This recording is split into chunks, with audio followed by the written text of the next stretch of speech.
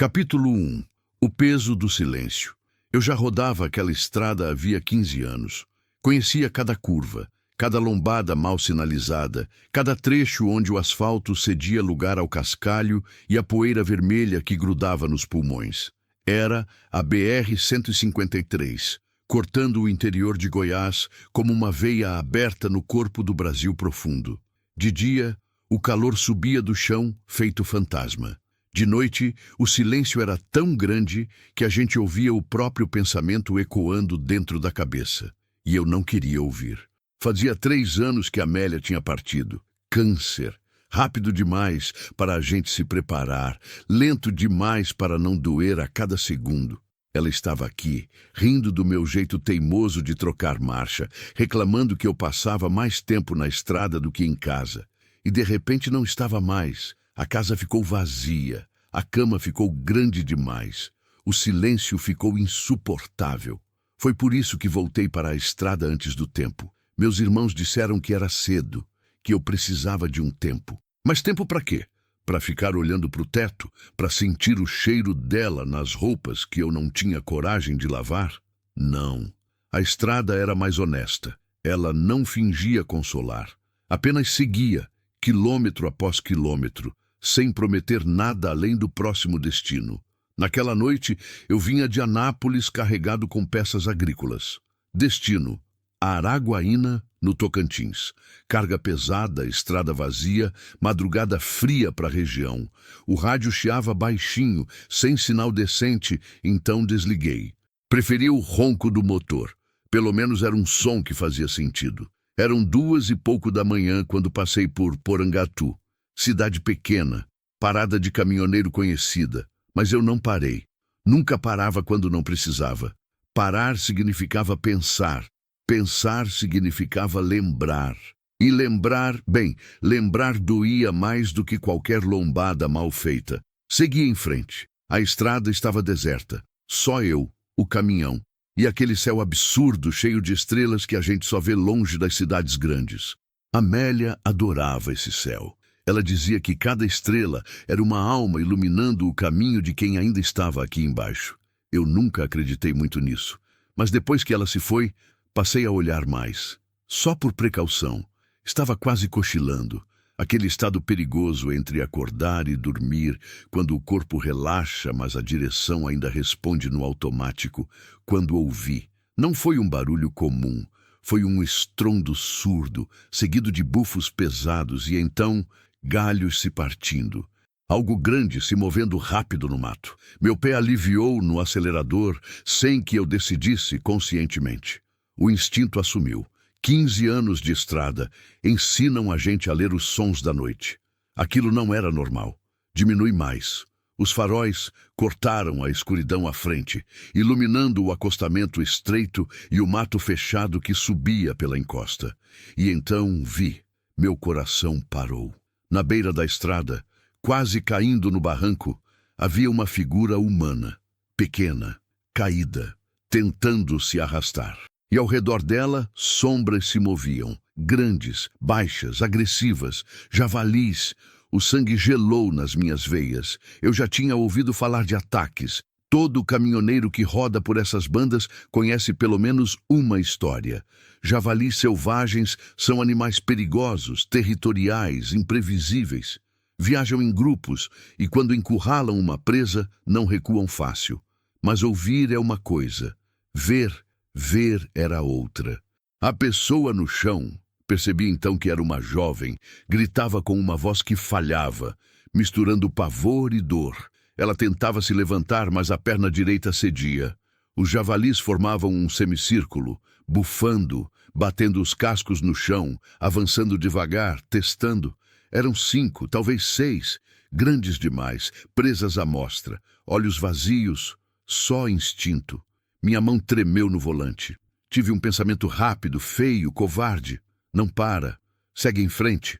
Você não pode fazer nada. Isso não é problema seu. Já tinha feito isso antes.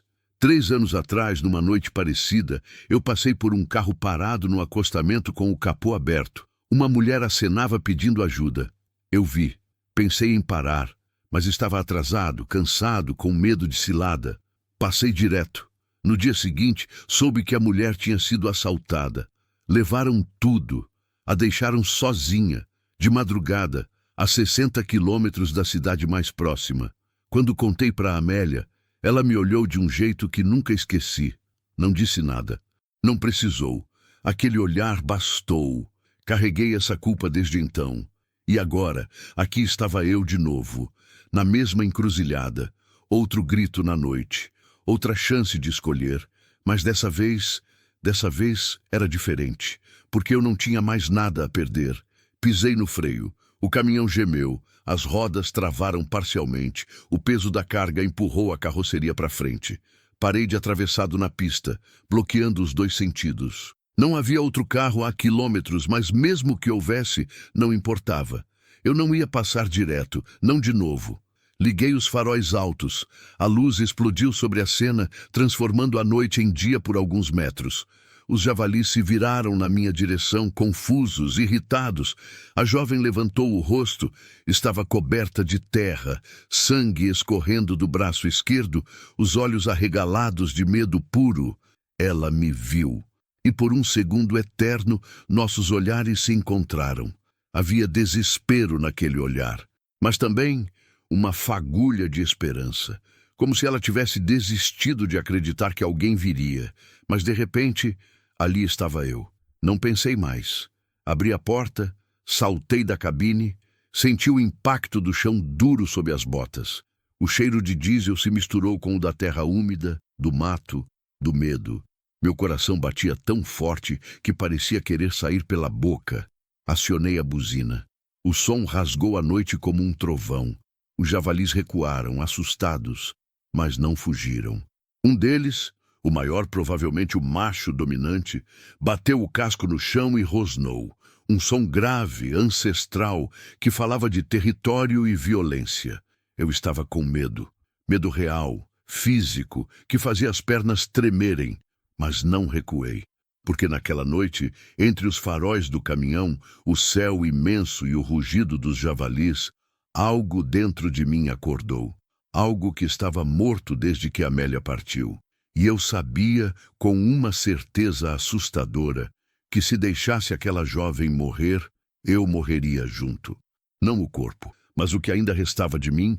Continue e alongue próximo 11:48, capítulo 2. Entre presas e asfalto. O javali maior não recuou. Ele ficou ali, a uns 10 metros de distância, me encarando como se calculasse. A cabeça baixa, os músculos tensos sob o pelo espesso e sujo, as presas curvadas refletindo a luz dos faróis. Era um animal pesado. Devia ter uns 80 quilos, talvez mais. Eu já tinha visto javalis de longe, atravessando a pista em disparada, mas nunca assim, parado, me encarando, decidindo se eu era ameaça ou presa. Meu coração batia tão rápido que eu sentia o pulso latejando no pescoço, nas têmporas, nas pontas dos dedos. Suor frio escorria pelas costas, apesar do friozinho da madrugada. Eu não tinha arma.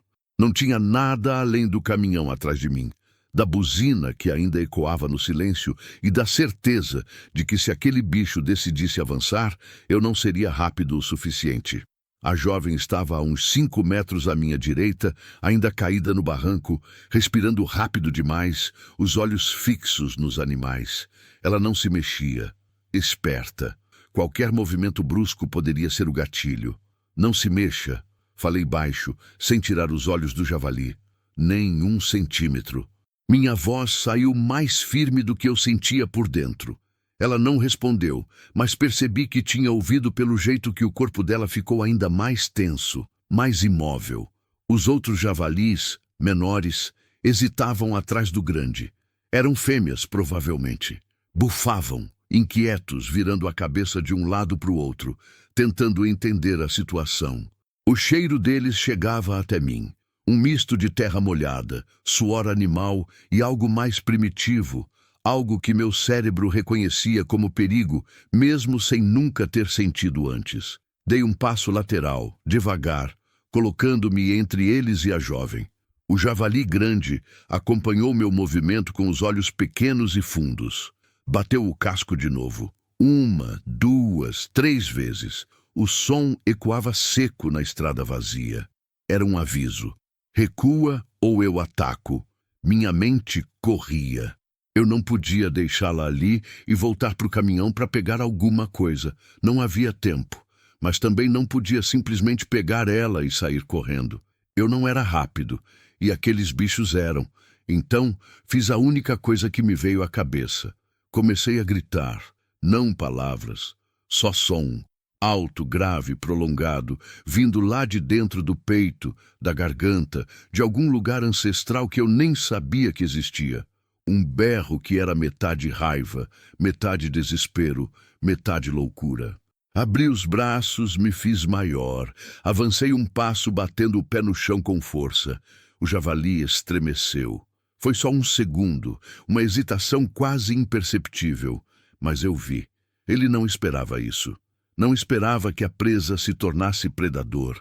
Gritei de novo, mais alto, e dessa vez corri em direção a ele, 3, 4 passos largos, antes de parar bruscamente, batendo os braços contra o corpo, criando o máximo de barulho que conseguia. Foi o suficiente. O javali recuou 2 passos. Bufou com raiva, virou a cabeça para os outros, e então, como se tivesse tomado uma decisão, deu meia volta e sumiu no mato. Os outros o seguiram. E em segundos, o barulho das patas e dos galhos se partindo foi ficando distante, abafado, até que só restou o silêncio da madrugada e o som das cigarras voltando devagar. Minhas pernas tremeram tanto que quase cedi. Tive que me segurar no capô do caminhão, respirando fundo, tentando acalmar o coração que ameaçava explodir. Suor cobria meu rosto, as mãos tremiam violentamente, mas eles tinham ido embora, tinham ido. Fechei os olhos por um instante, só um, e deixei o alívio entrar. Aquele alívio desesperado, tenso, que vem depois de escapar de algo que podia ter acabado muito mal. Amélia sempre dizia que eu era teimoso demais para morrer cedo. Você é cabeça dura, Miguel, nem a morte ia te querer. E eu ria, achando que era exagero dela. Mas talvez ela estivesse certa. Virei para a jovem. Ela ainda estava no chão, encolhida, os braços apertando o próprio corpo, tremendo tanto que os ombros sacudiam. O cabelo escuro, comprido e bagunçado cobria parte do rosto. Ela chorava. Não aquele choro alto, dramático. Era um choro silencioso, contido, de quem já chorou tanto que não sobrou força nem para isso. Me aproximei devagar, com cuidado, como quem se aproxima de um animal ferido. Ei! Chamei baixo. Já foi. Eles foram embora. Ela não respondeu.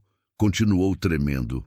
Parei a uns 2 metros de distância, respeitando o espaço dela, e me abaixei, ficando na altura dos olhos. Consegui ver melhor agora.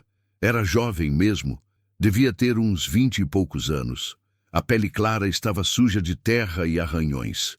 O braço esquerdo sangrava. Não muito, mas o suficiente para manchar a blusa rasgada. A perna direita estava dobrada num ângulo estranho, e quando ela tentou se mexer, gemeu de dor e desistiu. Você está machucada, falei mantendo a voz calma, embora meu coração ainda estivesse acelerado. Preciso te levar para o caminhão. Deixa eu te ajudar. Ela finalmente me olhou, e o que vi naqueles olhos me atravessou como uma lâmina. Medo, puro e cru. Mas não só dos javalis. Era um medo mais antigo, mais profundo. O medo de quem já foi machucado antes, de quem aprendeu a não confiar. Eu não vou te machucar, disse devagar. Prometo, só quero tirar você daqui antes que eles voltem. Porque eles podiam voltar. Javalis são territoriais, mas também curiosos. Se percebessem que a ameaça tinha passado, podiam retornar. E eu não queria descobrir se minha sorte se repetiria. Ela engoliu seco, limpou o rosto com as costas da mão suja, deixando um rastro de terra na bochecha. E então, num gesto pequeno, mas significativo, fez que sim com a cabeça. Vai doer, avisei. Sua perna tá mal, mas eu vou tentar ser rápido.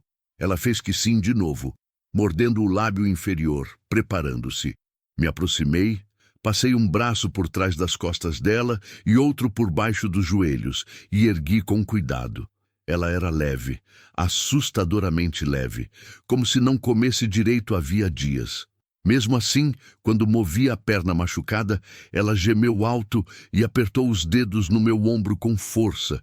Desculpa, desculpa, murmurei, caminhando o mais rápido que conseguia sem sacudi-la muito.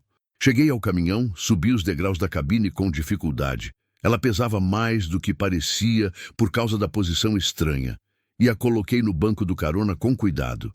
Ela se encolheu ali, abraçando o próprio corpo de novo, respirando rápido. Subi no banco do motorista, fechei a porta, tranquei, e só então, dentro da cabine iluminada pela luz fraca do painel, com o motor ainda ligado roncando baixinho, permiti que o medo verdadeiro chegasse. Minhas mãos tremiam tanto que tive dificuldade em segurar o volante. A adrenalina começava a passar, deixando no lugar um cansaço denso, quase insuportável. Encostei a cabeça no volante por um segundo, só um, respirando fundo. Que raios acabou de acontecer? Obrigada. A voz dela era fraca, rouca, mas cheia de algo que reconheci imediatamente. Alívio. Levantei a cabeça e olhei para ela. Mesmo suja, machucada, tremendo, havia algo nos olhos dela. Uma gratidão tão profunda que quase doía de ver. De nada, respondi, a voz falhando um pouco. Pigarreei, tentando me recompor. Como foi parar aqui? Ela olhou para baixo, para os próprios dedos sujos de terra, e não respondeu de imediato. Vi que apertava algo na mão direita, uma bolsa pequena de tecido com a alça arrebentada. Começou, mas a voz falhou. Tentou de novo. Eu estava numa van, vindo de Goiânia, indo para a casa da minha tia, em Araguaína, Goiânia.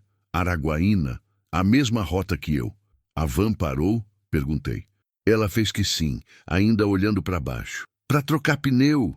Eu desci para fazer xixi no mato. E quando voltei, eles tinham ido embora. Meu estômago apertou. Eles te deixaram? Eu demorei, admitiu, a voz carregada de culpa. Me perdi um pouco no escuro. Quando voltei para a estrada, a van já não estava. Tentei correr atrás, mas... Ela parou, engoliu seco. Escorreguei no barranco. Bati a perna. E então, eles apareceram. Os javalis. Fechei os olhos. Ela tinha sido deixada para trás. Sozinha, de madrugada, numa estrada deserta, e quase tinha morrido por causa disso. Ninguém percebeu que você não voltou? Perguntei, tentando manter a raiva fora da voz. Ela deu de ombros, um gesto pequeno e triste. Tinha muita gente na van. Eu estava no fundo. Acho que ninguém notou, ou ninguém se importou. Silêncio. Lá fora, o céu começava a clarear. Aquela faixa fina de luz cinza no horizonte que anuncia o fim da noite. Daqui a pouco o sol ia nascer, o calor ia voltar, e a estrada ia acordar com caminhões, carros, tratores. Mas naquele momento ainda éramos só nós dois, e o peso do que tinha acontecido. Como você se chama? Perguntei. Ela hesitou. Então respondeu. Luana. Miguel. Me apresentei. Miguel Antunes. Luana repetiu meu nome baixinho, como se testasse o som. Depois olhou para mim e, pela primeira vez, esboçou algo parecido com um sorriso. Fraco, quebrado, mas ali. Você me salvou, Miguel. Não soube o que responder, porque a verdade era outra. Talvez ela tivesse me salvado também. Continue e alongue próximo 11b54. Capítulo 3. Feridas visíveis e invisíveis.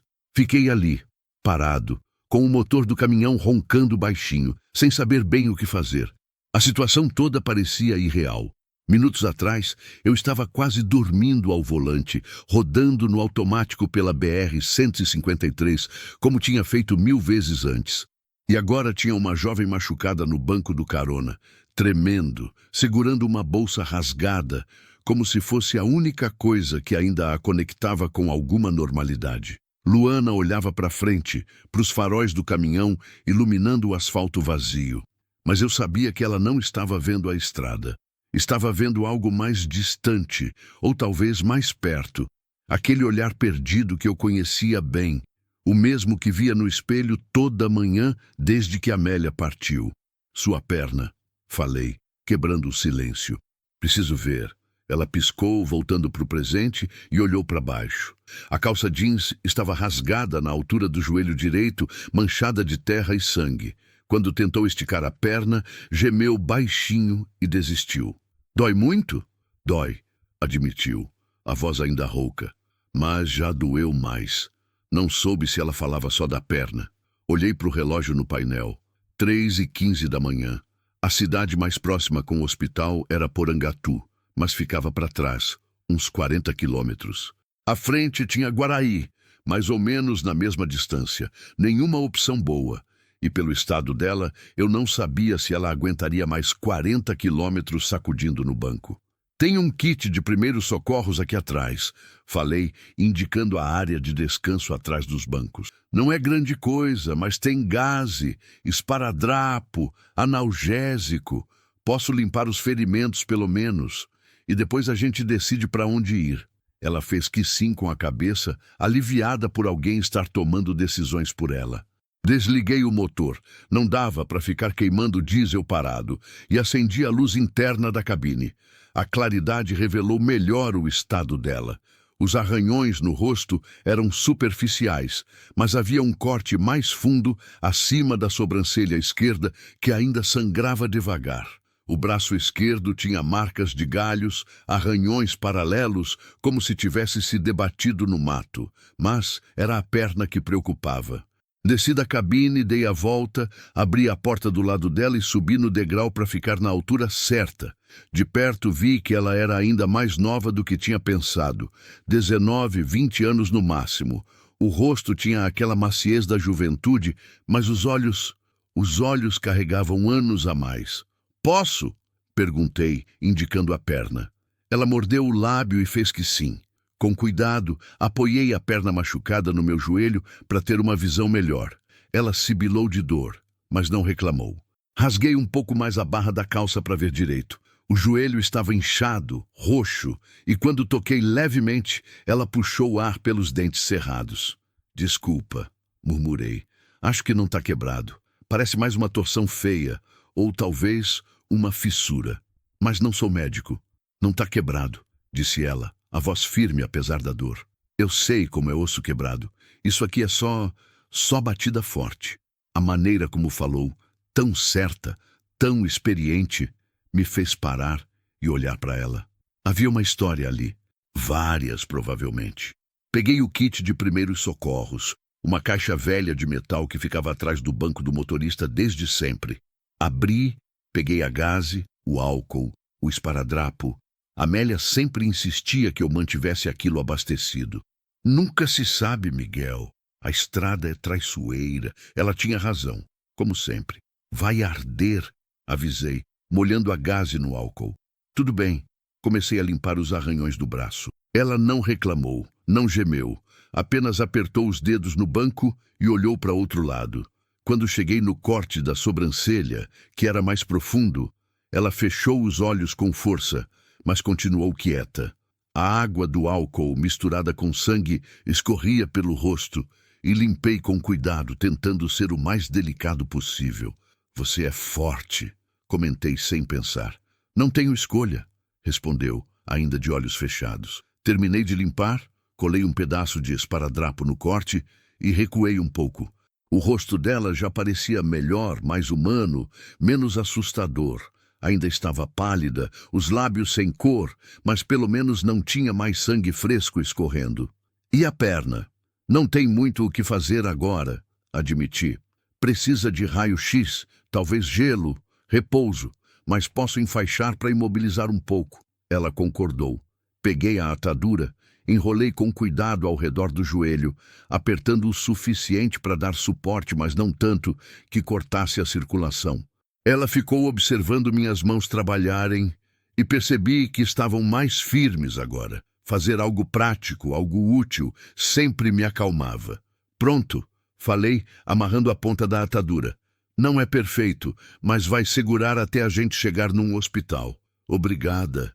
disse ela de novo, e havia tanta sinceridade naquela palavra que me desarmou completamente.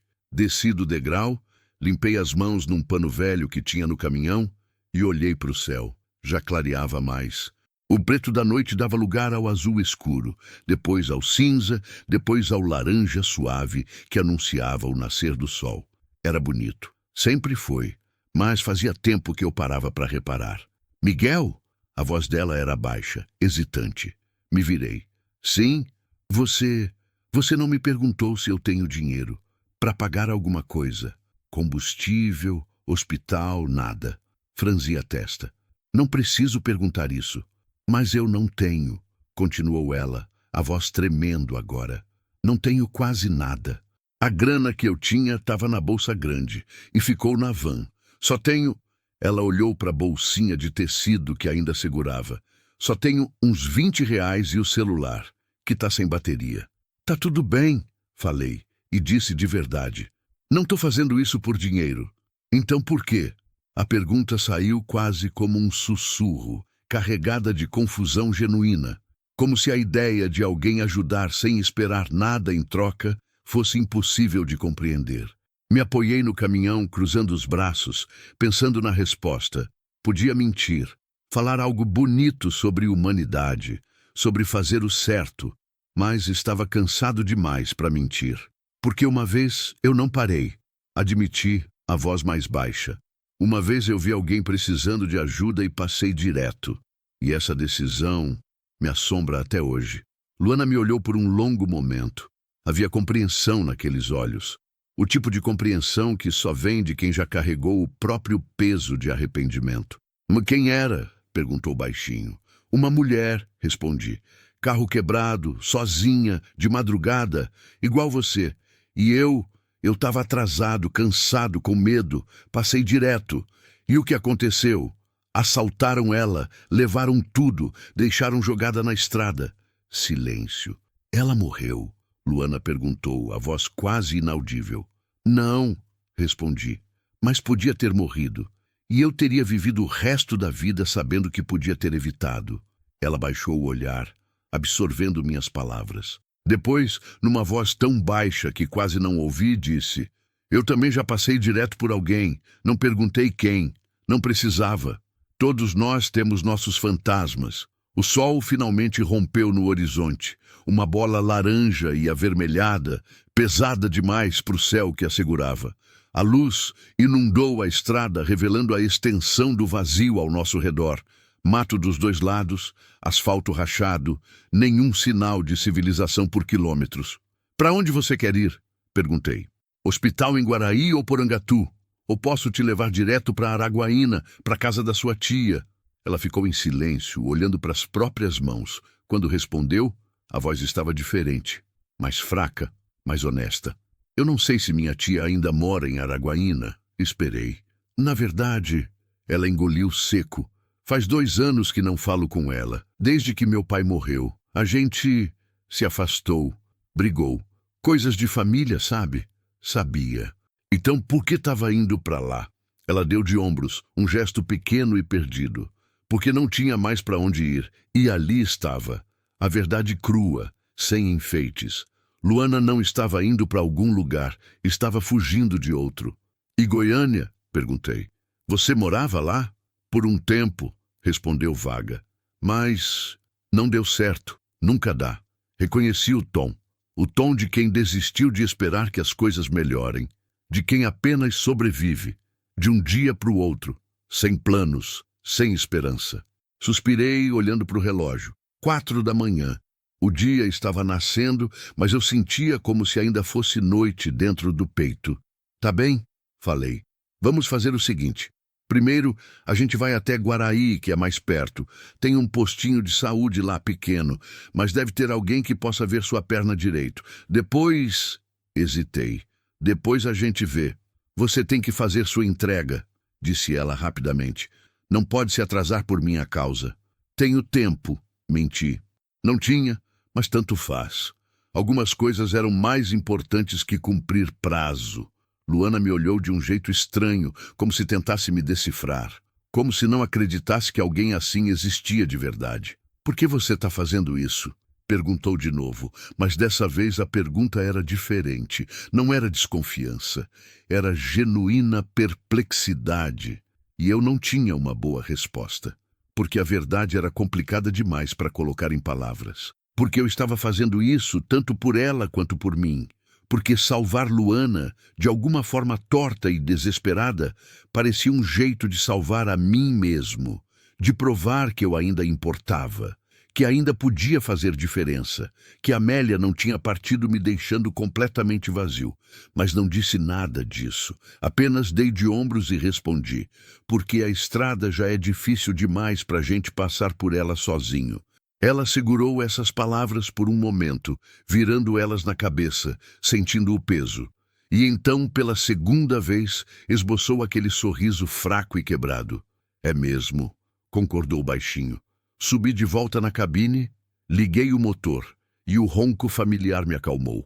Ajustei os retrovisores, coloquei a primeira marcha, senti o peso da carga nas costas do caminhão respondendo e segui em frente. Guaraí ficava a 42 quilômetros, menos de 1 hora de viagem. Mas naquela manhã, com Luana no banco ao lado, silenciosa e machucada, cada quilômetro parecia pesar 1 tonelada, porque eu sabia, mesmo sem querer admitir, que algo tinha mudado. E não havia como voltar atrás.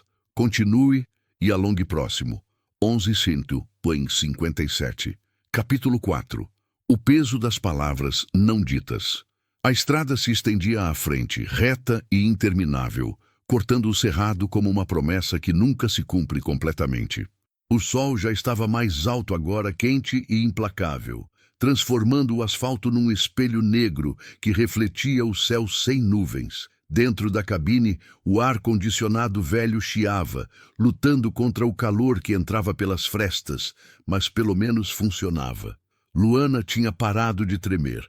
Ela ficou quieta durante os primeiros 20 minutos. Apenas olhava pela janela, observando o mato passar, as cercas de arame farpado, as placas enferrujadas anunciando fazendas com nomes pomposos.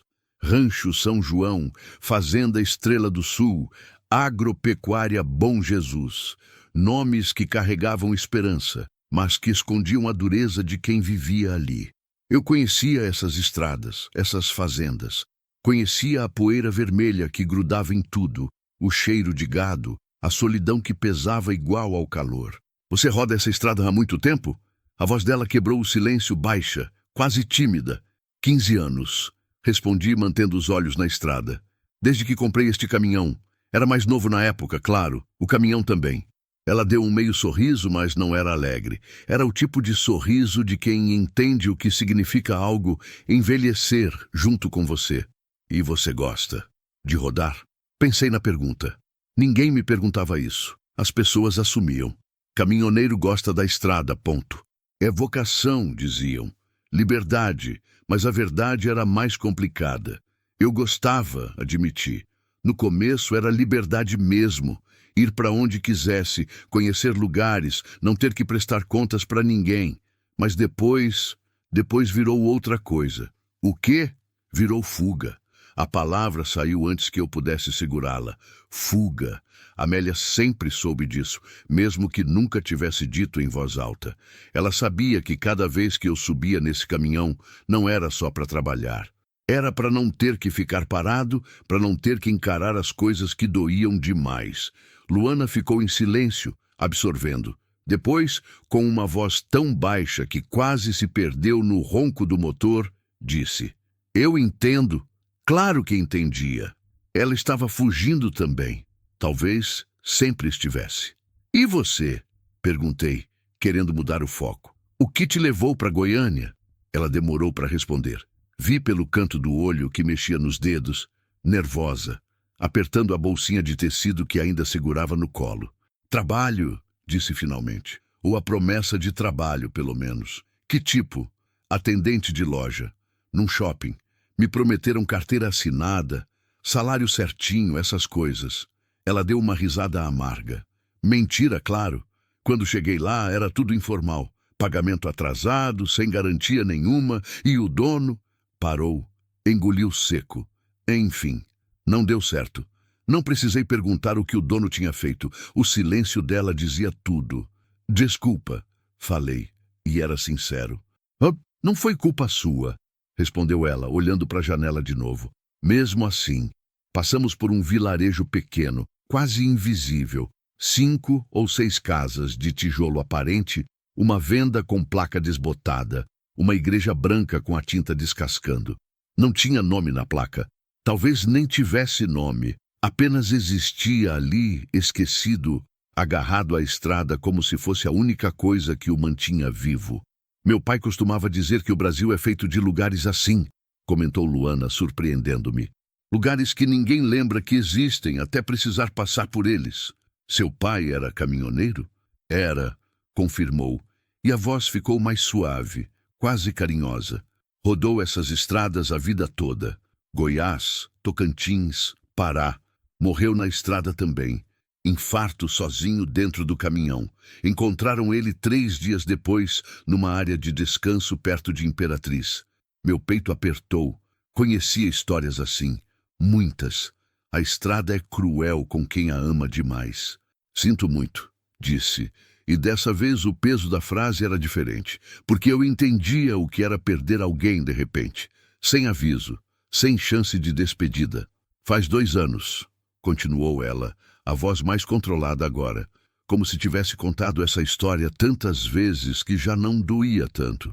Ou talvez doesse tanto que tinha aprendido a esconder. Depois que ele morreu, tudo desmoronou.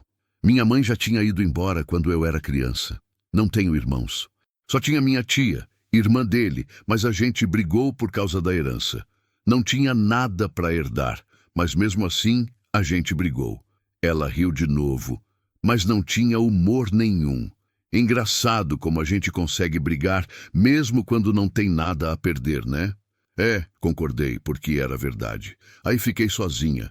Tentei ficar na cidade onde a gente morava, em Posse, lá no nordeste de Goiás. Mas não tinha futuro lá. Nada para mim. Então comecei a rodar. Goiânia, Brasília, Anápolis. Sempre atrás de alguma coisa. Trabalho, lugar para ficar, sei lá. Mas nunca dava certo. Ela parou, mordeu o lábio. Acho que eu não sei ficar parada. Igual meu pai. Ele dizia que tinha asfalto no sangue. Acho que eu também tenho. Eu entendia. Entendia mais do que ela imaginava. E por que Araguaína agora? Perguntei. Se você não tem certeza que sua tia ainda mora lá? Luana deu de ombros, um gesto cansado. Porque é longe. Porque é diferente. Porque... Ela hesitou. Porque eu preciso acreditar que alguma coisa vai dar certo em algum lugar. Mesmo que eu saiba que provavelmente não vai. A honestidade doía de tão crua. Ficamos em silêncio por mais alguns quilômetros. O calor aumentava, e mesmo com o ar condicionado, a cabine parecia sufocar. Passei a mão no rosto, sentindo o cansaço pesar nas pálpebras. Não tinha dormido direito fazia dias. Nunca dormia direito. Miguel? Luana chamou de novo, mais baixo dessa vez. Fala. Você falou que está fugindo. Fugindo do quê?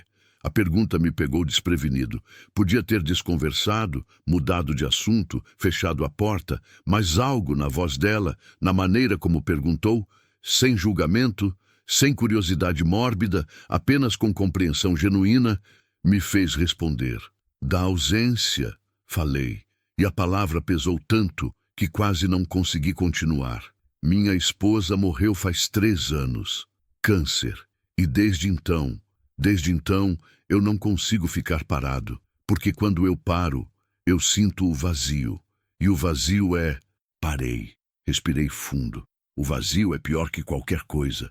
Luana não disse nada de imediato, apenas processou. E então, com uma delicadeza que não esperava, perguntou. Como ela se chamava? Amélia. Amélia, repetiu baixinho, como se quisesse honrar o nome. Vocês eram felizes? Éramos, respondi, e a certeza daquela resposta me surpreendeu, porque era verdade. Apesar de tudo, apesar das brigas, das ausências, do tempo que passei longe, nós éramos felizes. Ela reclamava que eu passava mais tempo na estrada do que em casa, e ela tinha razão, mas quando eu estava lá, era bom, era completo. E agora? Agora não é nada, admiti. É só Oco. Silêncio de novo. Mas era um silêncio diferente. Não desconfortável. Era o silêncio de duas pessoas que entendiam o peso do que não podia ser dito com palavras.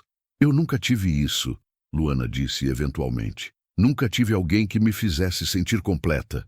Acho que eu sempre estive sozinha, mesmo quando tinha gente por perto. É a pior solidão, falei.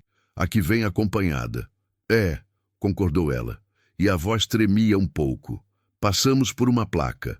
Guaraí, 18 Ilmaurucru. Quase lá. Eu devia estar aliviado, mas não estava, porque sabia que quando chegássemos, quando deixasse ela no posto de saúde, a realidade voltaria. Eu voltaria a ser só mais um caminhoneiro anônimo, rodando estradas vazias, carregando peso por fora e vazio por dentro. E Luana voltaria a ser mais uma jovem perdida, sem rumo, sem esperança. Posso te perguntar uma coisa? Ela quebrou meus pensamentos. Claro, você se arrepende de ter passado tanto tempo na estrada, de não ter ficado mais com ela? A pergunta era a que me assombrava toda noite antes de dormir. Todo dia, respondi, a voz falhando. Todo maldito dia. Mas você não podia saber, ela tentou consolar, que ia acontecer tão rápido. Não, concordei. Mas eu podia ter escolhido diferente mesmo assim. Podia ter ficado mais, trabalhado menos, aproveitado mais. Mas eu não fiz. E agora só me resta rodar essas estradas e tentar não pensar muito sobre isso. E funciona. Não pensar? Dei uma risada seca. Nunca. Ela ficou quieta, absorvendo a resposta. Depois, quase num sussurro, disse: obrigada. Por quê? Por ser honesto. As pessoas nunca são. Elas fingem que está tudo bem, que conseguem lidar, que são fortes. Mas você não finge. Não tenho energia para fingir, admiti. E para quê, né?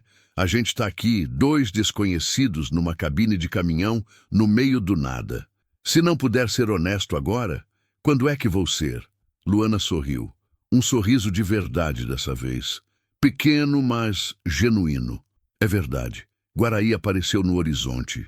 Uma cidade pequena, daquelas que se agarra à estrada para sobreviver. Postos de gasolina, oficinas, restaurantes de beira de estrada com nomes pintados à mão. O movimento era pouco ainda, muito cedo para a maioria do comércio, mas havia vida ali, gente acordando, começando o dia, seguindo em frente. Diminuí a velocidade ao entrar na cidade. As ruas eram de paralelepípedo, esburacadas, com lombadas tão altas que tive que engatar a primeira para passar sem arrancar a suspensão. Luana segurava no banco, tentando amortecer o impacto na perna machucada. Desculpa, pedi. Já a gente chega. Tá tudo bem, ela respondeu, mas vi que doía. Encontrei o posto de saúde, um prédio pequeno, pintado de branco e azul, com uma cruz vermelha desbotada na frente. Havia algumas pessoas esperando do lado de fora, sentadas num banco de cimento. Uma senhora idosa com uma sacola no colo. Um homem de boné segurando um menino pequeno, cenas comuns, vida comum. Estacionei o caminhão na frente e desliguei o motor. O silêncio depois do ronco constante era quase ensurdecedor. Chegamos, anunciei. Luana olhou para a porta do posto de saúde, depois para mim. Havia algo no olhar dela. Medo, talvez, ou incerteza. Como se não soubesse o que fazer agora. Você vai ficar? Perguntou, e a vulnerabilidade na voz era tão grande que doeu ouvir. Eu devia dizer não. Devia deixar ela ali, seguir com minha carga, cumprir o prazo, voltar para a estrada. Essa era a escolha certa, a escolha sensata. Mas quando abri a boca, o que saiu foi: vou. E naquele momento, sem entender completamente o porquê, soube que tinha acabado de mudar o rumo de tudo. Continue e alongue próximo 11:59, capítulo 5. Cicatrizes antigas, dores novas. Ajudei Luana a descer do caminhão com cuidado, apoiando seu peso enquanto ela mancava, tentando não forçar a perna machucada.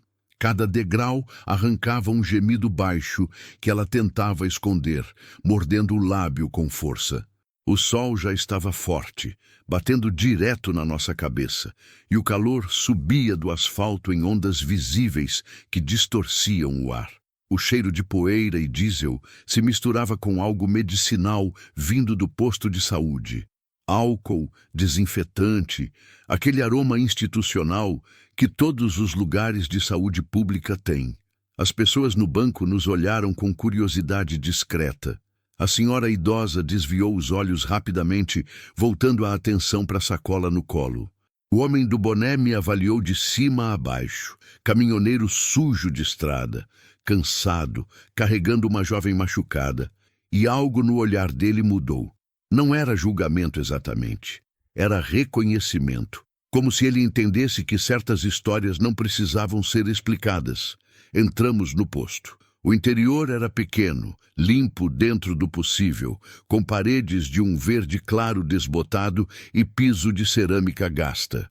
Havia uma recepcionista atrás de um balcão, uma mulher de meia-idade, cabelo preso num coque apertado, usando aqueles óculos de grau grosso que aumentavam os olhos. Ela nos viu e imediatamente sua expressão mudou de tédio burocrático para preocupação genuína. "Bom dia", cumprimentei. "Ela precisa de atendimento. Caiu na estrada, machucou a perna, tem alguns cortes." A mulher já estava se levantando, pegando uma prancheta. "Acidente de carro?" "Não." Luana respondeu antes que eu pudesse inventar algo. "Cai num barranco, na BR." A recepcionista fez uma careta, mas não perguntou mais nada. Já tinha visto coisa demais para se surpreender. "Vou chamar a enfermeira. Vocês podem sentar ali."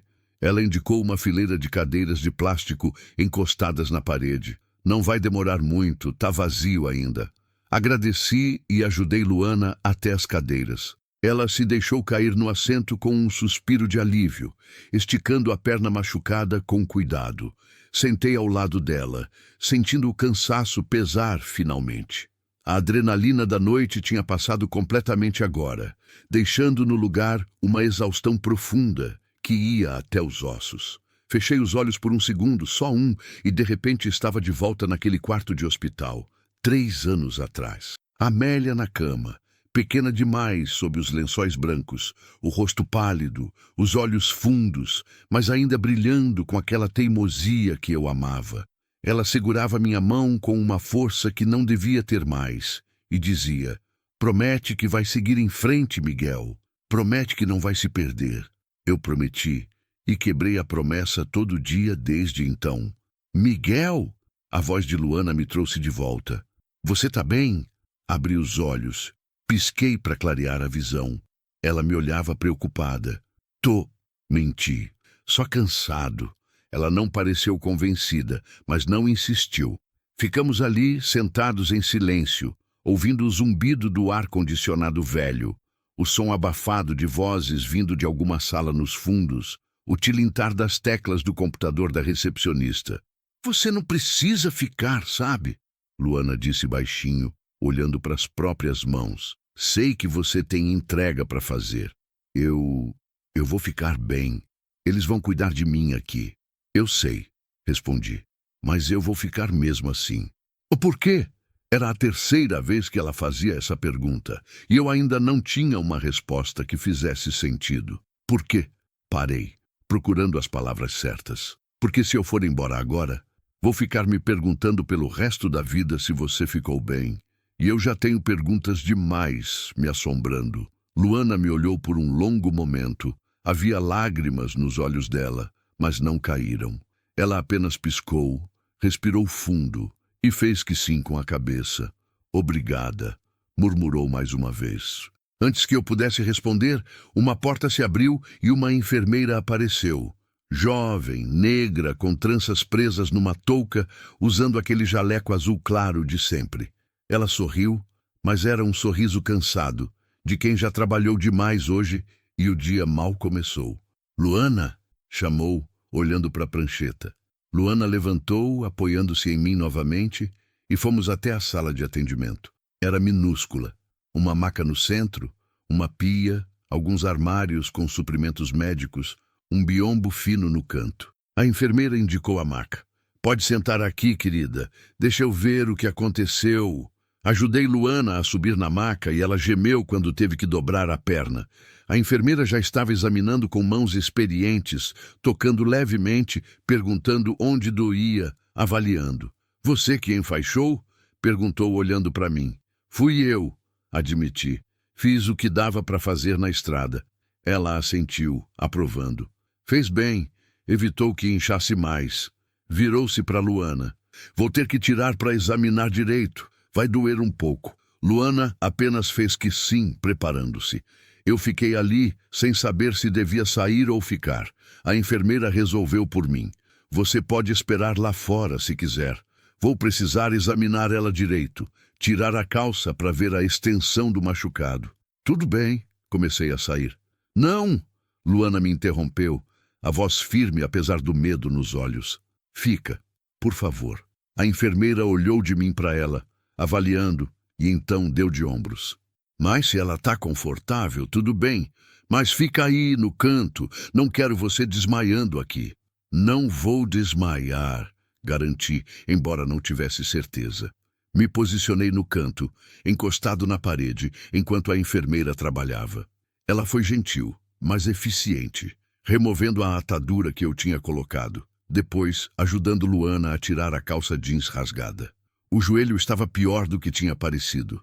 Roxo escuro, inchado quase o dobro do tamanho normal, com hematomas se espalhando pela coxa. A enfermeira murmurou, apalpando com cuidado. Luana sibilou de dor. Não parece fratura, mas pode ter alguma lesão ligamentar. O ideal seria raio-x, mas a gente não tem aparelho aqui. Teria que ser em Araguaína ou voltar para Porangatu. Quanto tempo até Araguaína? Perguntei. 2 horas, mais ou menos. Depende do trânsito. Olhei para Luana. Ela olhava para o teto, os olhos brilhando de dor e frustração. Eu não tenho... Começou, mas a voz falhou. Tentou de novo. Eu não tenho como pagar raio-x particular. E pelo SUS vai demorar, não vai? A enfermeira suspirou, e naquele suspiro havia toda a tristeza de um sistema sobrecarregado. Vai demorar sim, querida. Aqui a gente pode te dar analgésico, fazer um curativo melhor, mas para raio-x é complicado. Luana fechou os olhos e viu uma lágrima escapar, descendo pela têmpora até sumir no cabelo. Não era só dor física. Era a dor de estar perdida, sem recursos, sem opções, dependendo da bondade de estranhos. Antes que pudesse pensar melhor, ouvi minha própria voz. Eu pago. Ambas olharam para mim surpresas. O raio-x, continuei, saindo do canto. Eu pago. Em Araguaína, particular, o que precisar. Só me diz quanto custa mais ou menos que eu vejo se tenho. Miguel, não. Luana protestou, mas fraca demais para ser convincente. Você não pode. É muito caro. Não é, interrompi, embora não fizesse ideia de quanto custava. E mesmo que fosse, tanto faz. Você precisa saber se está quebrado ou não. Precisa cuidar disso direito. A enfermeira nos observava com uma expressão difícil de decifrar. Então, suavemente, ela disse, deve dar uns 200, 300 reais. O raio-x e a consulta com um ortopedista. 300 reais, metade do que eu ganhava por essa carga. Mas quando pensei em dizer que não, em recuar, em ser sensato, tudo que vi foi o rosto de Luana, vulnerável, machucado, esperançoso, e soube que não podia. Vou pagar, repeti, firme. Luana me olhou de um jeito que não sei descrever. Havia gratidão, sim, mas também algo mais. Confusão, talvez. Como se eu fosse um enigma que ela não conseguia resolver. Como se bondade fosse uma língua estrangeira que ela tinha esquecido como falar. A enfermeira assentiu, satisfeita, e voltou ao trabalho. Limpou os ferimentos, aplicou pomada, enfaixou tudo de novo com material adequado. Deu a Luana 2 comprimidos, analgésico e anti-inflamatório, e instruções de como cuidar até chegar em Araguaína. E você, disse apontando para mim quando terminamos, você parece que não dorme faz uma semana. Toma cuidado na estrada, tá? Não adianta nada salvar ela e depois bater o caminhão porque dormiu no volante. Vou tomar cuidado. Prometi. Ela não pareceu convencida. mas deixou para lá. Saímos do posto de saúde meia hora depois. O sol estava mais alto ainda, o calor insuportável.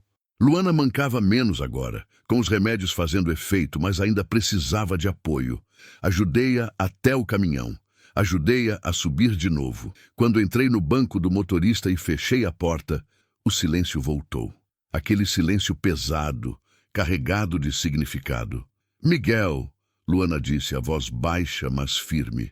Por que você está fazendo tudo isso por mim? E dessa vez, finalmente, eu tinha uma resposta. E porque quando a Amélia estava doente, no hospital, eu passei semanas vendo pessoas ajudando a gente. Enfermeiras que ficavam além do horário, médicos que ligavam para saber como ela estava, desconhecidos que mandavam comida, que ofereciam carona, que só se importavam. Minha voz falhou, mas continuei. E quando ela morreu, eu jurei que se algum dia eu tivesse a chance de ser essa pessoa para alguém, eu seria. Porque a bondade foi a única coisa que me manteve de pé naqueles dias. E talvez seja a única coisa que pode me manter de pé de novo. Luana não disse nada, apenas estendeu a mão e segurou a minha.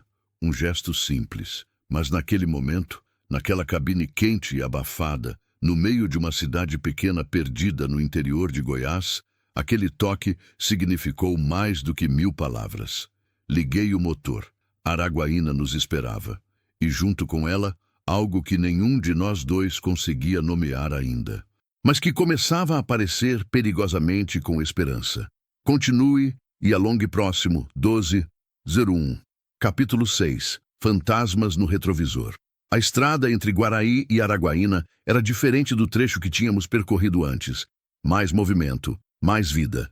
Caminhões carregados de soja, carretas com gado, picapes velhas levantando poeira. O Brasil profundo acordando, indo trabalhar, lutando mais um dia. Passei por vilarejos com nomes que pareciam inventados.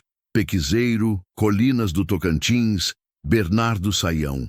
Cada um com sua igrejinha branca, seu posto de gasolina, suas casinhas simples grudadas na beira da estrada, como se dependessem dela para respirar. Luana dormia no banco do carona, ou fingia dormir, a cabeça encostada no vidro da janela, os braços cruzados sobre o peito, a respiração lenta. Os remédios deviam ter feito efeito, porque o rosto dela estava mais relaxado agora, menos tenso, ainda pálida, ainda com os arranhões e o corte na sobrancelha, mas descansando. Eu não a acordei. Deixei que descansasse. Deus sabe que ela precisava. Eu, por outro lado, estava longe de dormir. O cansaço pesava igual chumbo nas pálpebras, mas minha mente não parava. Ficava voltando para a noite anterior. Os javalis, o medo, o grito dela, a decisão de parar quando tudo em mim dizia para seguir em frente. E agora ali estava eu, rodando para Araguaína, com uma desconhecida no banco, atrasado na entrega, gastando dinheiro que não sobrava, sem fazer ideia do que estava fazendo ou por quê. Amélia teria achado graça. Ela sempre dizia que eu era péssimo em dizer não para as pessoas. Você tem coração mole, Miguel. Um dia vai se meter numa enrascada por causa disso. E ela estava certa, como sempre. Mas também dizia outra coisa. Numa das últimas conversas que tivemos, quando ela já estava fraca demais para sair da cama, mas ainda lúcida o suficiente para me fazer promessas impossíveis. Quando eu for, não se feche, Miguel. Não deixe o mundo endurecer você. Continua sendo quem você é. Continua ajudando. Continua acreditando, porque é isso que te faz você. Será que era isso que eu estava fazendo? Tentando manter a promessa? Ou estava só agarrado a qualquer coisa que me fizesse sentir útil de novo? Necessário, vivo? Não sabia. E talvez não importasse. Um caminhão passou buzinando, me tirando dos pensamentos. Olhei para o retrovisor e vi um Scania vermelho, mais novo que o meu, acelerando para ultrapassar. O motorista acenou pela janela, um gesto rápido, código de estrada, e eu acenei de volta, irmandade silenciosa, todos nós na mesma luta, todos carregando nosso peso. O celular vibrou no suporte. Era Reinaldo, meu contato em Araguaína. O cara que receberia a carga. Atendi no viva voz. Miguel, cadê você, rapaz? Tá atrasado já. A voz dele era grossa, impaciente. Dono de depósito sempre é assim. Tempo é dinheiro e atraso é pecado. Eu tive um problema na estrada, Reinaldo. Respondi, mantendo a voz calma. Mas tô chegando, umas 2 horas no máximo. 2 horas? Miguel, eu tenho caminhão esperando para descarregar. Não posso ficar segurando o pátio para você a manhã toda. Eu sei, me desculpa, foi imprevisto, mas eu chego, pode deixar. Ele resmungou algo inaudível, provavelmente xingando o caminhoneiro em geral, e desligou. Suspirei. Mais um problema na lista, mas pelo menos era um problema que eu sabia lidar. Entrega atrasada não era novidade, acontecia. O mundo não acabava por causa disso. Luana se mexeu, mudando de posição, e abriu os olhos devagar. Piscou várias vezes, desorientada, até lembrar onde estava. Olhou para mim, depois para a estrada, depois de volta para mim. Quanto tempo eu dormi? Perguntou a voz rouca. Mais ou menos 1 hora. Desculpa. Não queria. Não pede desculpa. Interrompi. Você precisava descansar. Como tá a perna? Ela olhou para o joelho enfaixado. Mexeu com cuidado. Dói menos. Os remédios ajudaram. Que bom. Ficamos em silêncio por alguns minutos. Ela olhava pela janela, vendo o mundo passar. Fazendas imensas, cercas sem fim, gado deitado na sombra rala das árvores, fugindo do sol. O céu era azul demais, sem uma nuvem, pesado de tão vazio. Você já rodou o Brasil todo? Ela perguntou de repente. Quase, respondi. Falta ainda alguns estados do norte. Roraima, Amapá, esses mais longe. Mas o resto, sim, já rodei. E qual foi o lugar mais bonito? Pensei na pergunta, tinha visto muita coisa. Montanhas, praias, cidades grandes, vilarejos perdidos. Mas beleza. Beleza é relativa quando você está sempre de passagem. Chapada Diamantina, decidi. Na Bahia. Passei por lá uma vez faz uns 10 anos. Tive que esperar um dia para buscar uma carga, então resolvi subir até o Morro do Pai Inácio. Nunca vou esquecer. Era final de tarde, o sol descendo, e dava para ver o mundo inteiro lá de cima. Ou pelo menos parecia. Amélia estava comigo naquela viagem. Ela chorou de tão bonito. Luana sorriu, um sorriso pequeno, mas verdadeiro. Ela viajava com você? Algumas vezes, confirmei.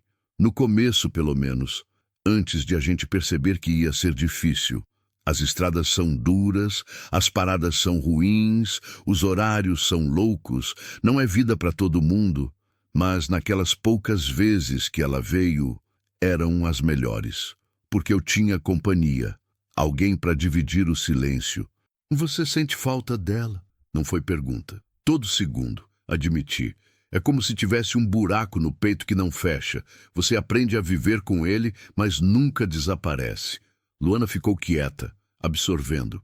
Depois, baixinho, disse: Eu nunca tive isso. Nunca tive alguém que me fizesse sentir completa assim. Acho que não sei nem como é. É bom, falei. E terrível. Porque quando você tem, não consegue imaginar viver sem. E quando perde, parei. Quando perde, é como se metade de você tivesse ido junto. Ela olhou para mim e havia algo nos olhos dela. Não pena. Não era isso. Era reconhecimento. A compreensão de alguém que, embora nunca tenha vivido aquele tipo de perda, entendia o conceito de estar incompleto. Mas você ainda está aqui, ela disse, a voz firme. Ainda está seguindo em frente. Tô? Questionei. Mais para mim mesmo que para ela. Ou só tô me movendo sem direção? Talvez seja a mesma coisa, respondeu Luana. Talvez seguir em frente não seja sobre saber para onde você está indo. Talvez seja só sobre não parar. Olhei para ela surpreendido. Para alguém tão jovem, tão perdida, ela tinha uma sabedoria que doía de tão real. Quando foi que você ficou tão esperta? Ela deu de ombros. Quando você passa tempo suficiente sozinha, você começa a entender algumas coisas. Ou inventa que entende. Vai saber. Passamos por uma placa. Araguaína. 64 quilômetros. Mais 1 hora. Talvez menos. Meu estômago roncou, lembrando que eu não comia desde a noite anterior. Luana devia estar com fome também, mas não reclamou. Vamos parar para comer alguma coisa antes de chegar? Sugeri. Tem um restaurante bom daqui a uns 20 quilômetros. Comida caseira, barata. Você não precisa... Começou, mas eu a interrompi. Eu sei que não preciso, mas eu quero, e você precisa comer. Então vamos parar. Ela hesitou, depois assentiu. E de novo, aquele sorriso pequeno e quebrado. Obrigada. De novo. Para de agradecer, falei, mas sem rispidez. Sério, tá me deixando desconfortável. Ela riu. Foi um som baixo, quase inaudível, mas estava lá. Risada de verdade. E aquilo, de alguma forma estranha, me fez sentir mais leve. 20 minutos depois, estacionei o caminhão em frente ao restaurante da Dona Marli, um lugar simples de beira de estrada que conhecia de outras viagens. Estrutura de madeira velha, telhado de zinco, algumas mesinhas de plástico na varanda. Mas a comida era boa, farta, honesta. Ajudei Luana a descer. Ela ainda mancava, mas menos. Os remédios e o descanso tinham ajudado. Entramos e o cheiro de alho refogado, feijão temperado e carne assada nos recebeu como um abraço.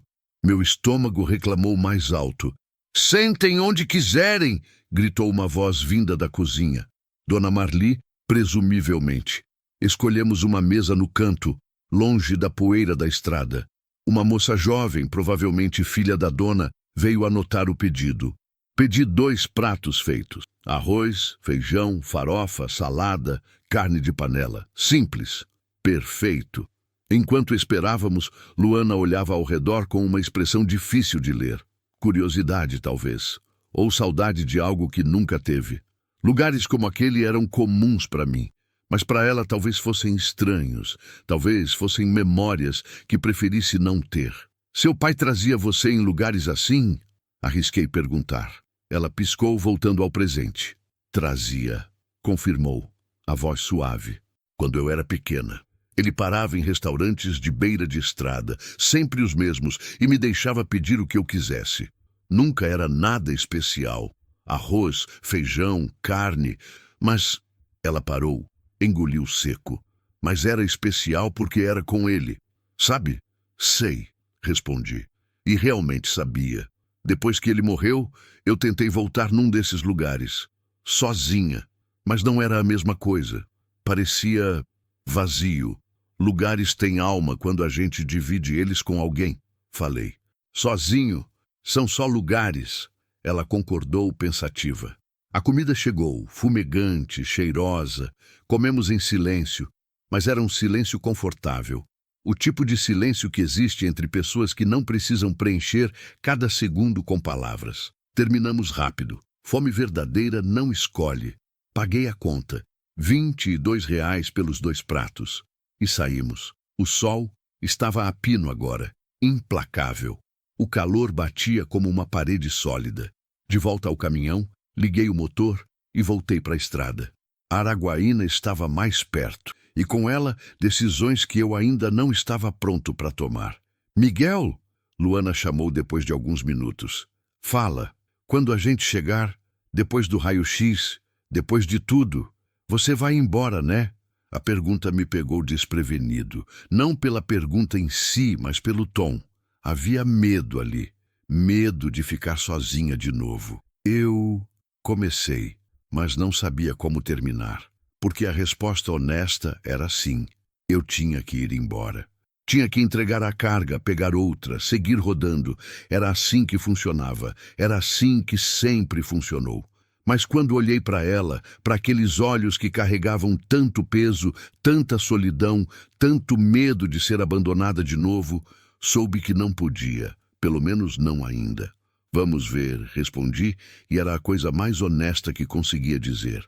Ela assentiu e viu o alívio nas feições dela, pequeno, mas presente. E enquanto rodávamos os últimos quilômetros até Araguaína, percebi algo assustador. Eu não estava mais apenas ajudando ela. Ela estava me ajudando também, de maneiras que eu nem começava a entender. Continue e alongue próximo. 12.03. Capítulo 7. Quando o caminho se divide. Araguaína apareceu no horizonte como uma promessa incerta. Não era uma cidade grande, mas comparada aos vilarejos que tínhamos atravessado, parecia uma metrópole. Prédios de 3, 4 andares. Movimento de carros, semáforos. Placas de lojas e farmácias. Vida urbana pulsando sob o sol inclemente do Tocantins. Entrei na cidade devagar, seguindo as placas que indicavam o centro. Luana estava tensa ao meu lado, olhando para tudo com uma mistura de apreensão e algo que parecia quase nostalgia, como se reconhecesse o lugar, ou pelo menos a ideia dele. Já esteve aqui antes? Perguntei. Uma vez, respondeu baixinho. Faz uns 5 anos. Vim com meu pai buscar uma carga. Ficamos só algumas horas, mas eu lembro. Ela apontou para uma avenida larga. Ali tinha uma sorveteria. Ele me comprou um sorvete de cupuaçu. Eu nunca tinha experimentado. Era azedo e doce ao mesmo tempo. Sorri, apesar do cansaço. Igual vida. Ela me olhou, pensou no que eu disse e concordou. É, igual vida. Segui as placas até encontrar uma clínica ortopédica. Nada muito sofisticado, mas pelo menos particular, o que significava que atenderiam rápido. O prédio era pequeno, 2 andares, pintado de branco com detalhes em azul. Tinha uma placa na frente, Clínica São Lucas, Ortopedia e Traumatologia. Estacionei na rua mesmo, não havia muito espaço para caminhão grande ali. Chegamos, anunciei, desligando o motor. Luana olhou para a clínica, depois para mim. O medo estava de volta nos olhos dela. Você vai entrar comigo? Perguntou, e a vulnerabilidade na voz era tão grande que doeu. Vou, respondi sem hesitar. Até o fim. Descemos. Ajudei-a a atravessar a rua, cuidando para não forçar a perna. Entramos na recepção. Era limpa, climatizada, com aquele cheiro de consultório médico, desinfetante, ar-condicionado velho, revista velha. Havia um recepcionista no balcão, um rapaz jovem de cabelo engomado, que nos olhou com aquela expressão profissional e distante. Bom dia! Vocês têm horário? Não, respondi. Mas é urgente. Ela caiu, machucou a perna, precisa de raio-x. Ele olhou para Luana, avaliando, e algo na expressão dele amoleceu. Deixa eu ver se o doutor pode encaixar. Ele está com um paciente agora, mas deve terminar logo. Quanto custa? Perguntei direto. Melhor saber logo. Raio-x mais consulta, R$ 280. 280. Menos do que eu tinha imaginado. Peguei a carteira, tirei 3 notas de 100, entreguei. Pode deixar, a gente espera. O rapaz pegou o dinheiro, registrou no computador, me devolveu o troco, R$ 20. Guardei no bolso. Podem sentar, não deve demorar. Agradeci e fomos para a sala de espera. Mais cadeiras de plástico, mais revistas velhas, mais espera. Mas pelo menos aqui tinha ar-condicionado funcionando. Luana se acomodou com cuidado, esticando a perna machucada. Eu sentei ao lado, sentindo finalmente o peso da noite sem dormir cair sobre mim como uma tonelada de tijolos. Fechei os olhos por um segundo, só um segundo, e imediatamente estava de volta àquela noite 3 anos atrás. O hospital, o cheiro de morte disfarçado de desinfetante. Amélia dormindo ou tentando, a respiração irregular, presa àquelas máquinas que apitavam monotonamente. Eu sentado ao lado da cama, segurando a mão dela, sem saber o que dizer, sem saber como fazer aquilo não estar acontecendo. Miguel! A voz dela, fraca, mas determinada. Tô aqui, amor. Você vai ficar bem? A pergunta mais impossível do mundo. Como eu ia ficar bem sem ela? Como alguém fica bem quando metade de si morre? Vou! Menti. Menti com tanta convicção que quase acreditei. Promete. Prometo. E ela sorriu, aquele sorriso pequeno e cansado que me partiu ao meio. Miguel. A voz de Luana me puxou de volta para o presente. Abri os olhos desorientado. Ela me olhava preocupada. Você estava tremendo, disse baixinho. Olhei para as minhas mãos. Estavam tremendo mesmo. Fechei-as em punhos, tentando controlar. Desculpa, eu só estava lembrando de algo. Dela? Fiz que sim com a cabeça. Não conseguia falar. Luana estendeu a mão e tocou a minha. Um toque leve, quase hesitante, como se não tivesse certeza se era permitido. Mas estava ali, quente, real. Você não está sozinho agora, disse ela. Não nesse momento, pelo menos. Olhei para ela, e algo dentro de mim, algo que estava congelado havia 3 anos, começou a derreter. Não muito, só um pouco, mas o suficiente para doer de um jeito diferente. Obrigado, murmurei. Ela sorriu, e dessa vez, o sorriso chegou nos olhos. 15 minutos depois, o recepcionista chamou o nome dela. Entramos no consultório, uma sala pequena com uma mesa, cadeiras, maca, pôsteres de anatomia nas paredes. O médico era um homem de meia idade, barba grisalha, óculos de leitura pendurados no pescoço. Tinha aquele ar cansado, mas atencioso, de quem escolheu a profissão por vocação, não por dinheiro. Boa tarde, sou o Dr. Henrique. O que aconteceu? Luana contou com minha ajuda. A queda, os javalis, a noite na estrada. O médico ouvia atentamente, fazendo perguntas pontuais, examinando a perna com mãos experientes. Vamos fazer o raio-x para ter certeza, mas pelo que vejo, não parece fratura. Provavelmente uma contusão grave, talvez algum estiramento ligamentar. Você teve sorte. Sorte. A palavra parecia irônica, considerando a noite que ela tinha passado. Mas, comparado ao que podia ter acontecido, talvez ele estivesse certo. O raio-x foi feito numa salinha ao lado. Luana entrou sozinha. Eu fiquei esperando. 10 minutos depois, ela voltou mancando e fomos de volta para o consultório. O Dr. Henrique colocou as chapas numa caixa iluminada, estudou com atenção. Fez aquele som de aprovação que médicos fazem quando as coisas não estão tão ruins quanto poderiam. Como eu pensei, sem fratura, mas o joelho levou um impacto forte. Tem inflamação, hematoma profundo. Vai precisar de repouso, gelo, anti-inflamatório. Nada de forçar por pelo menos 2 semanas. Ele olhou para Luana. Você tem onde ficar? Alguém para cuidar de você? Silêncio. Luana olhou para as próprias mãos. Eu tinha pensado em ir para a casa da minha tia, mas não sei se ela ainda mora aqui. Faz tempo que a gente não fala.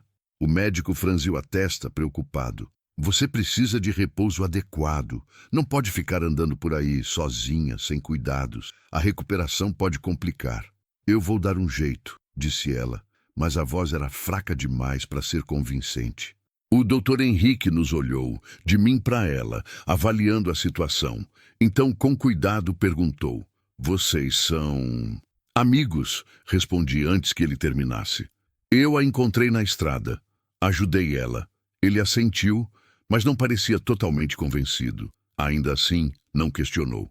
Olha, disse, voltando sua atenção para Luana. Vou te passar uma receita. Anti-inflamatório, analgésico se precisar, pomada para hematoma. E repouso. Muito repouso. Entendido? Entendido, ela murmurou. Ele rabiscou algo numa folha de receituário. Entregou a ela, junto com algumas instruções adicionais, e nos liberou. Saímos da clínica para o calor opressor do meio-dia. O sol estava no ponto mais alto, queimando tudo, transformando o asfalto numa chapa quente. Fiquei ali parado por um momento, sem saber o que fazer. A carga ainda precisava ser entregue. Reinaldo devia estar bufando de raiva. Mas olhei para Luana. Ela segurava a receita, olhando para a rua como se estivesse vendo um abismo. Você realmente não tem para onde ir? Perguntei. Ela demorou para responder. Quando o fez, a voz estava carregada de vergonha. Tenho o endereço da minha tia. Sei onde fica a casa. Mas faz 2 anos que a gente não se fala, Miguel. 2 anos. Brigamos feio depois que meu pai morreu. Ela disse coisas horríveis. Eu disse coisas horríveis. E agora eu ia aparecer do nada, machucada, sem aviso, esperando que ela... O quê? Me receba de braços abertos? Ela é sua família, argumentei, mas sabia que era fraco. Família, às vezes, é só um nome, respondeu Luana, amarga. Não significa que eles se importam. Suspirei. Olhei para o relógio. 12:20. Reinaldo devia estar me xingando em todas as línguas, mas de alguma forma aquilo parecia menos importante agora. Vamos fazer o seguinte, decidi. Primeiro, eu vou no depósito. Entrego a carga. Faço o que tenho que fazer. Você fica no caminhão. Descansa. Depois a gente vai até a casa da sua tia, só para ver. Se ela não quiser te receber, a gente pensa em outra coisa. Que outra coisa? Perguntou Luana, e havia desespero na voz. Eu não tenho dinheiro para hotel. Não tenho dinheiro para nada, Miguel. Se minha tia não me receber... Parou, a voz falhando. As lágrimas vieram, finalmente quebrando a barragem que ela tinha construído. Ela chorou ali, na calçada, tremendo, abraçando o próprio corpo. E eu, sem saber o que fazer, só a abracei, forte. Deixei que ela chorasse no meu ombro, sentindo o corpo dela sacudir com os soluços. Você não vai ficar sozinha. Prometi, sem pensar nas consequências. Eu não vou te deixar sozinha. A gente dá um jeito, sempre dá. Ela se agarrou a mim como se eu fosse a última coisa sólida num mundo que desmoronava. E talvez fosse. Ficamos ali por minutos, que pareceram horas. O mundo continuava ao redor. Carros passando, pessoas caminhando, vida acontecendo. Mas ali, naquele abraço desesperado, era só nós dois. Duas pessoas quebradas tentando se segurar. Quando ela finalmente se acalmou, afastou-se, limpou o rosto com as costas das mãos. Os olhos estavam vermelhos, inchados. Desculpa, murmurou. Para, pedi. Não pede desculpa por sentir. Ela assentiu, respirou fundo, tentou se recompor. Vamos, falei, indicando o caminhão. Uma coisa de cada vez. Voltamos para o caminhão. Liguei o motor, coloquei o endereço do depósito no GPS. 20 minutos até lá. 20 minutos para descobrir o que diabos eu ia fazer depois. Porque uma coisa estava ficando clara. Eu não conseguia simplesmente deixá-la e ir embora. Não conseguia mais. E isso me assustava mais do que qualquer javali na escuridão. Porque significava que eu estava deixando alguém entrar de novo. Deixando alguém importar de novo. E a última vez que fiz isso, a pessoa morreu. E eu quase morri junto. Mas enquanto rodava pelas ruas de Araguaína, com Luana ao meu lado, respirando devagar, tentando se acalmar, percebi algo. Talvez viver com medo de perder fosse pior do que nunca ter nada para perder. Talvez Amélia estivesse certa. Talvez eu precisasse seguir em frente. E talvez, apenas talvez, esse fosse o primeiro passo. Continue e alongue próximo 12.04. Capítulo 8. O que fica? Quando tudo passa. O depósito de Reinaldo ficava na zona industrial de Araguaína, numa área de galpões cinzentos e pátios cheios de containers. O cheiro de óleo diesel e metal quente pairava no ar como uma nuvem invisível. Entrei devagar pelo portão, manobrando o caminhão entre outros veículos estacionados, carretas, caminhões menores, picapes velhas. Havia homens trabalhando, carregando e descarregando, suando sob o sol que não dava trégua. Estacionei na área de descarga, desliguei o motor. O silêncio repentino, depois de horas de ronco constante, era quase ensurdecedor. Luana olhava pela janela, observando o movimento, mas não disse nada. Estava mais calma agora, depois do choro, mas havia uma exaustão nela que ia além do físico. Não deve demorar, disse a ela. Meia hora, no máximo. Eles vão descarregar, eu assino os papéis e pronto. Tudo bem, respondeu baixinho. Eu espero aqui. Quer que eu deixe o ar ligado? Ela balançou a cabeça. Não precisa. Tá bom assim. Desci da cabine, senti o calor bater como um murro. Meu corpo protestava. Cansaço, fome que o almoço não tinha saciado completamente, sono acumulado, mas ignorei. Tinha trabalho a fazer. Reinaldo apareceu de dentro do galpão antes mesmo que eu chegasse lá. Era um homem baixo, atarracado, com barriga proeminente e suor escorrendo pela testa, apesar do ventilador industrial que girava atrás dele. Usava uma camisa polo manchada e tinha aquela expressão permanentemente irritada de quem lida com atrasos o dia todo. Miguel, rapaz, você tá me matando! gritou de longe, os braços abertos em gesto dramático. 4 horas atrasado! 4! Desculpa, Reinaldo. Respondi, cansado demais para discutir. Tive um problema na estrada. Imprevisto. Imprevisto. Ele repetiu como se a palavra fosse um palavrão. Todo mundo tem imprevisto, Miguel. Mas nem todo mundo me deixa com 3 caminhões esperando para descarregar. Eu sei. Me desculpa. Não vai acontecer de novo. Ele me olhou por um longo momento, avaliando, e então suspirou pesadamente. Tá bom, deixa pra lá. Traz a nota fiscal, vamos resolver isso logo. Peguei os papéis no caminhão, voltei. Reinaldo conferiu tudo com uma meticulosidade irritante, verificando cada item, cada número, cada assinatura. Finalmente, resmungando algo sobre caminhoneiro que não respeita prazo, assinou o recibo de entrega. Pronto, disse, me devolvendo uma cópia. Tá descarregado da sua responsabilidade. Meus homens tiram a carga do caminhão. Pode esperar ali. Agradeci e me afastei.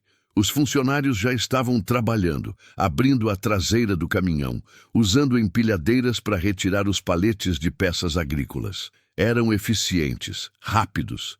20 minutos e estaria livre. Livre. A palavra soou estranha na minha cabeça. Livre para quê? Para pegar outra carga, rodar mais quilômetros, dormir em mais cabines apertadas, acordar em mais estradas vazias? Livre para continuar fugindo? Olhei para o caminhão. Luana estava visível pela janela, a cabeça encostada no vidro, os olhos fechados, descansando, confiando que eu voltaria, confiando em mim. Quando foi a última vez que alguém confiou em mim assim? Amélia confiava, sempre confiou, mesmo quando eu não merecia. Mesmo quando falhei com ela, passando mais tempo longe do que perto, ela acreditava que eu voltaria, e eu sempre voltava, até o dia em que ela foi embora primeiro. Miguel? A voz de Reinaldo me tirou dos pensamentos. Você tá bem, rapaz? Tá com cara de quem não dorme faz 1 semana. Tô bem, menti. Só cansado. Ele não pareceu convencido, mas não insistiu. Em vez disso, olhou para o caminhão, viu Luana lá dentro e franziu a testa. Você tá com passageira agora? É uma longa história. Sempre é, ele comentou. E havia algo no tom que não era julgamento, mas compreensão. Olha, eu não sei o que está acontecendo, e não é da minha conta. Mas você parece, sei lá, diferente, carregando mais do que carga. Olhei para ele, surpreso com a observação. Reinaldo não era de fazer filosofia, era de fazer negócio. Talvez, admiti. Seja lá o que for, ele continuou coçando a barriga. Só não deixa isso te afundar. A estrada já é pesada o suficiente sem a gente adicionar mais peso. Eu sei. Ele assentiu satisfeito por ter dito o que precisava e voltou para o galpão. Fiquei ali, observando os homens terminarem a descarga, pensando nas palavras dele. Carregando mais do que carga. Era verdade. Sempre foi. Mas agora, com Luana ali, era diferente. Não era peso. Era responsabilidade, conexão, significado. E isso me assustava e me confortava ao mesmo tempo. 25 minutos depois estava livre. Caminhão vazio, papelada resolvida, compromisso cumprido. Voltei, subi na cabine. Luana acordou com o barulho da porta piscando confusa. Acabou? Perguntou, a voz rouca de sono. Acabou? Ela olhou para mim esperando. Esperando que eu decidisse. Esperando que eu dissesse para onde íamos agora. E a verdade era que eu não sabia. Olhei para o relógio no painel. 3:30 da tarde. O sol ainda estava alto, implacável. Eu devia pegar outra carga, ligar para os meus contatos, ver o que tinha disponível. Era assim que funcionava, sempre em movimento. Sempre buscando o próximo trabalho, mas não consegui. Vamos procurar sua tia, disse finalmente. Luana me olhou surpresa. Tem certeza? Tenho. Você tem o endereço? Ela puxou o celular. Agora carregado, tinha plugado no caminhão durante a viagem. E procurou. Encontrou algo anotado, um endereço rabiscado numa nota velha. Rua das Acácias, número 247, bairro Setor Maracanã. Coloquei no GPS. 15 minutos dali. Respirei fundo, liguei o motor. Vamos lá então. O trajeto foi silencioso. Luana estava tensa, os dedos apertando a bolsinha de tecido que nunca largava. Eu estava nervoso também, embora não soubesse exatamente por quê. Não era meu problema, não era minha família, mas de alguma forma sentia como se fosse. O setor Maracanã era um bairro residencial simples, casas pequenas, muradas, pintadas em cores variadas que o sol desbotava com o tempo, ruas asfaltadas mas esburacadas, crianças brincando na calçada, cachorros latindo atrás de portões. Vida comum, normal. Encontrei a Rua das Acácias, segui os números: 235, 239, 243, 247. Era uma casa de esquina, pintada de amarelo claro, com grade branca na frente e um pequeno jardim com plantas que lutavam contra o calor. Havia uma mangueira velha enrolada no portão, roupas secando no varal do quintal lateral, uma bicicleta infantil encostada na parede. Alguém morava ali. Estacionei o caminhão na frente. Desliguei o motor. O silêncio voltou, pesado. Luana olhava para casa como se fosse um bicho perigoso. "Ela tá aí", murmurou. "Tem roupa no varal, bicicleta de criança. Ela deve ter tido um filho ou neto." "Você quer que eu vá com você?" perguntei. Ela hesitou, depois fez que sim com a cabeça. "Por favor, descemos." O portão estava destrancado. Empurrei e entrei no pequeno jardim. Havia um sino pendurado na porta. Toquei. O som ecoou lá dentro. Passos. Alguém vindo. A porta se abriu, revelando uma mulher de uns 40 e poucos anos, cabelos castanhos presos num rabo de cavalo, usando uma camiseta velha e shorts. Tinha o rosto marcado pelo tempo e pelo trabalho, mas os olhos eram gentis, até verem Luana. Então, os olhos se arregalaram. "Luana!" A voz saiu num sussurro incrédulo. "Oi, tia Vera." Luana respondeu baixinho, quase envergonhada. Vera olhou da sobrinha para mim, depois de volta para Luana, processando. Vi o choque, a confusão, e então, algo mais, algo que parecia dor. O que você está fazendo aqui?" perguntou, mas não era hostil, era genuinamente confusa. Luana começou, mas a voz falhou. Tentou de novo. Eu não tinha mais para onde ir. Silêncio. Vera olhou para a sobrinha, suja de estrada, machucada, claramente exausta, e algo no rosto dela se quebrou. "Meu Deus, Luana, o que aconteceu com você?" E então, como se a barragem finalmente cedesse de vez, Luana desmoronou. Chorou como não tinha chorado ainda, soluçando, tremendo, toda a dor, toda a solidão, todo o medo saindo de uma vez. Vera não hesitou. Avançou, abraçou a sobrinha, apertou forte. "Tá tudo bem", murmurou, a voz embargada. "Você tá em casa agora. Tá em casa." Fiquei ali, observando, sentindo algo apertar no meu peito. Não era meu momento, não era minha família. Mas ver aquele abraço, aquele perdão silencioso, aquela aceitação, era redenção. Vera olhou para mim por cima do ombro de Luana, os olhos marejados. "Obrigada", disse simplesmente, "por trazer ela para casa." Fiz que sim com a cabeça, incapaz de falar. Elas entraram, Vera sustentando Luana, que mal conseguia andar. E eu fiquei ali, no jardim, sob o sol da tarde, sentindo algo estranho, alívio, mas também vazio, porque minha parte estava cumprida. Luana estava segura, estava com família, tinha onde ficar, onde se recuperar, não precisava mais de mim. E eu estava livre para ir embora. Livre, aquela palavra de novo. Comecei a me virar para sair quando ouvi meu nome. "Miguel!" Virei. Luana estava na porta, apoiada em Vera. "Não vai embora", disse, os olhos ainda cheios de lágrimas. "Ainda não, por favor." Olhei para ela, para aqueles olhos que me imploravam, e soube que não podia. "Não ainda." "Tá bom", respondi. "Não vou." Ela sorriu através das lágrimas. E naquele momento, naquele jardim simples no interior do Tocantins, algo dentro de mim, algo que estava congelado, morto, enterrado havia 3 anos, começou a pulsar de novo. Pequeno, fraco, mas ali, vivo.